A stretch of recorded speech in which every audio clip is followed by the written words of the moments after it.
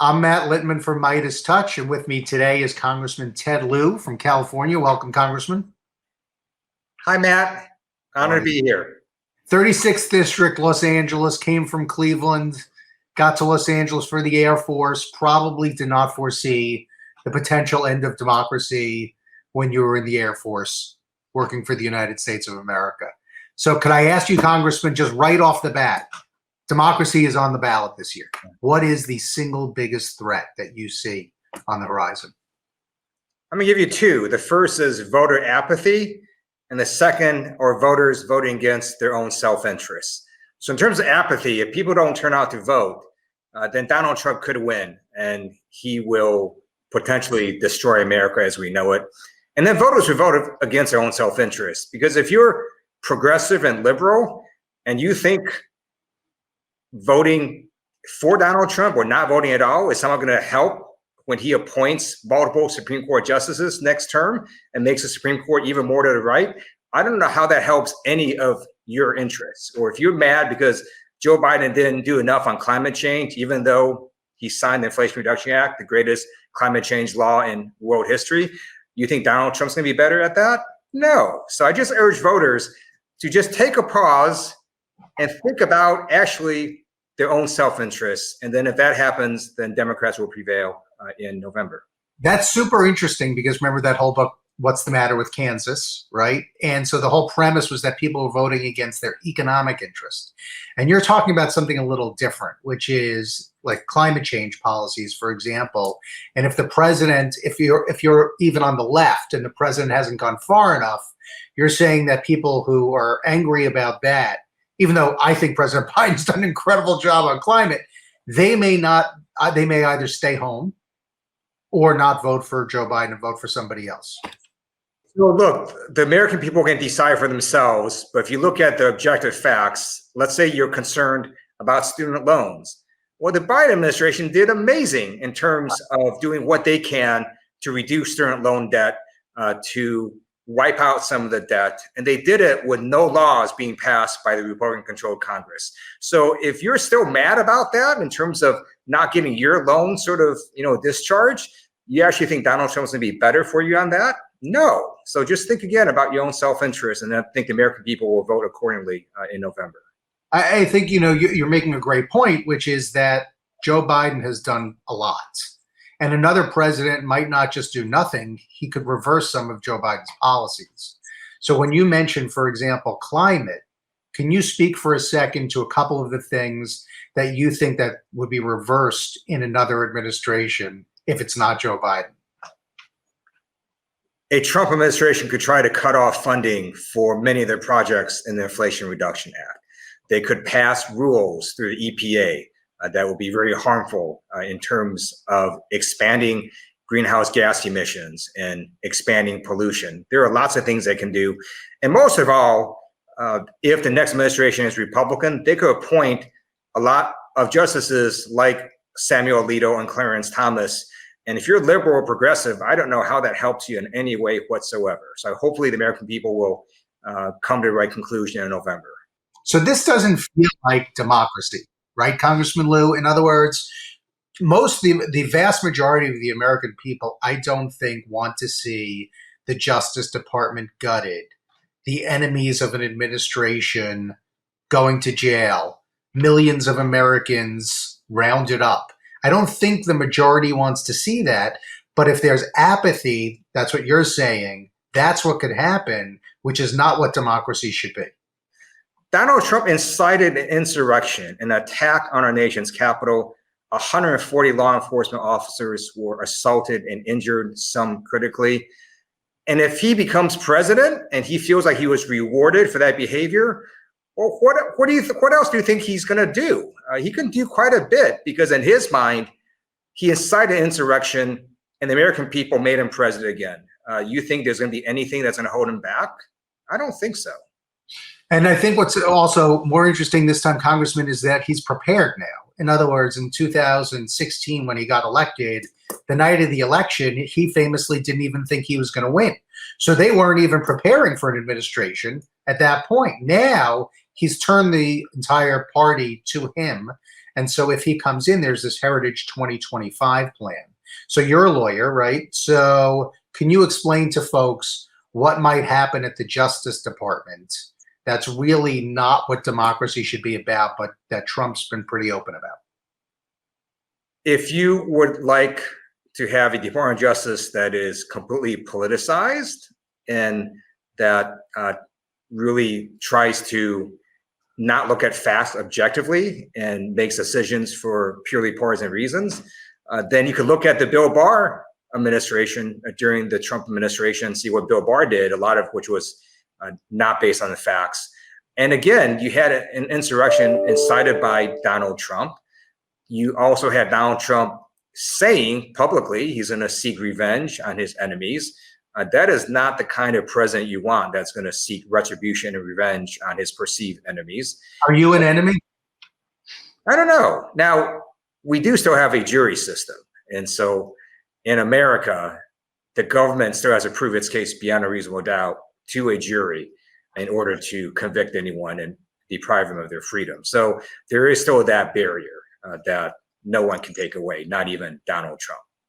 You know, I worry even, Congressman, that he can somehow take it away, because I think, you know, when he was president before, I still remember a congresswoman going on CNN and they said something like, if Trump doesn't respond to this subpoena, you know, what are you going to do? And she said, oh, well, that would be so unprecedented and so terrible. The backlash would be so bad. Donald Trump couldn't care less. And I think he just finds a way to circumvent all of these things. And when it comes to taking on his enemies, I do worry that he could find a way to lock people up. He might be able to do that for, I think, short periods of time, but only I do believe courts would step in, and I do believe that people would not allow something as extreme as that. But I do think his perceived enemies do have a right to be scared as to what he could do to them.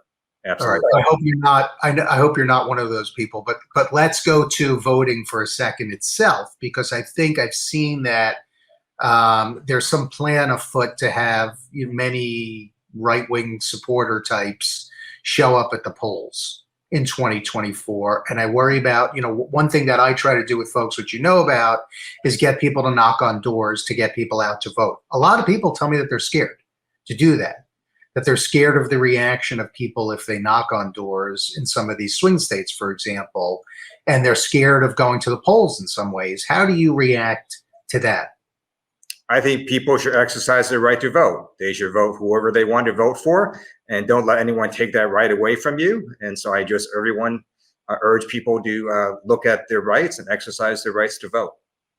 Or you're not, you know, California, Los Angeles, not a swing state, right? We live kind of in a bubble in some ways.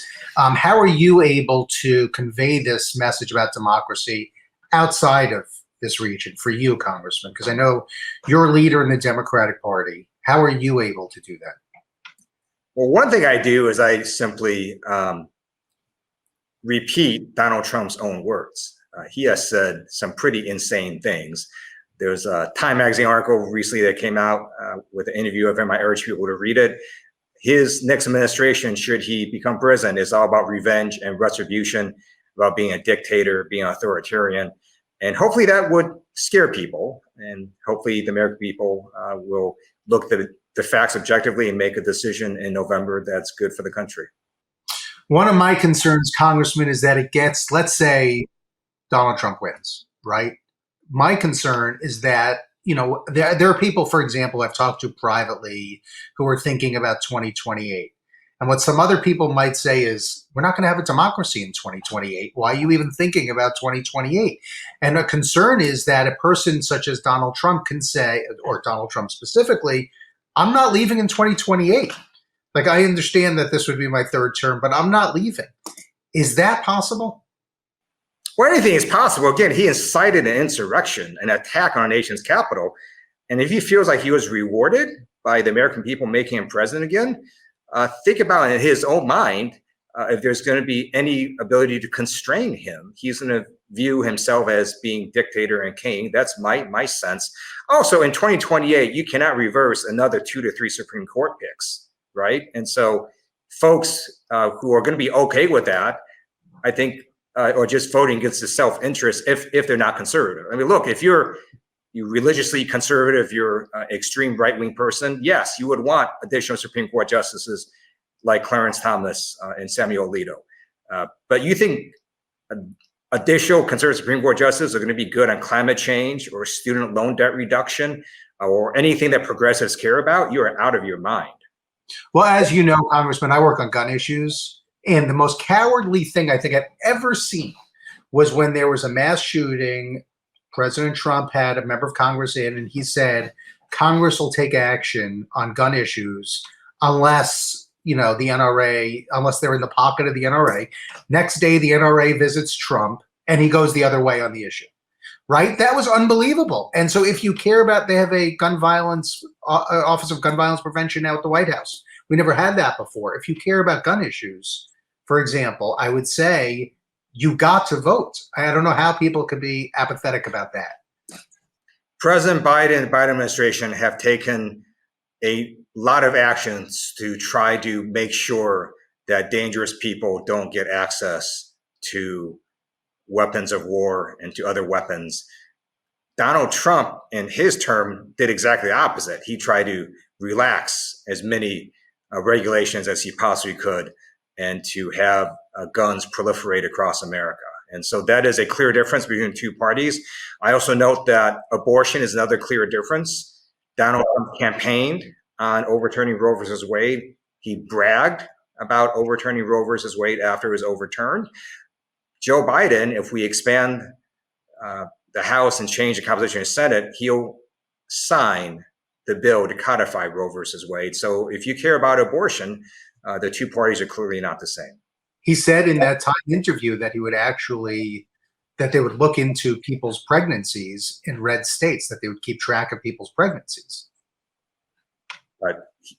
Well, that's whatever red states decide to do. So red states could do far worse than that, right? They could actually put women into jail for having an abortion. So under Trump administration, women would basically not have any of the reproductive rights that they've had for over 50 years. So I think you've explained, Congressman, very well what's at stake here in 2024. So I'm just going to say before we sign off that you are one of the great leaders that this country has. Am I supposed to be objective in this interview? I'm not. So, I think you're terrific, and I want to thank you because I know that democracy and the freedom that we have in this country is very important to you. So I want to thank you for your leadership, and I appreciate it. Thank you so much. Appreciate it. Okay. Thank you, Congressman, for joining us today.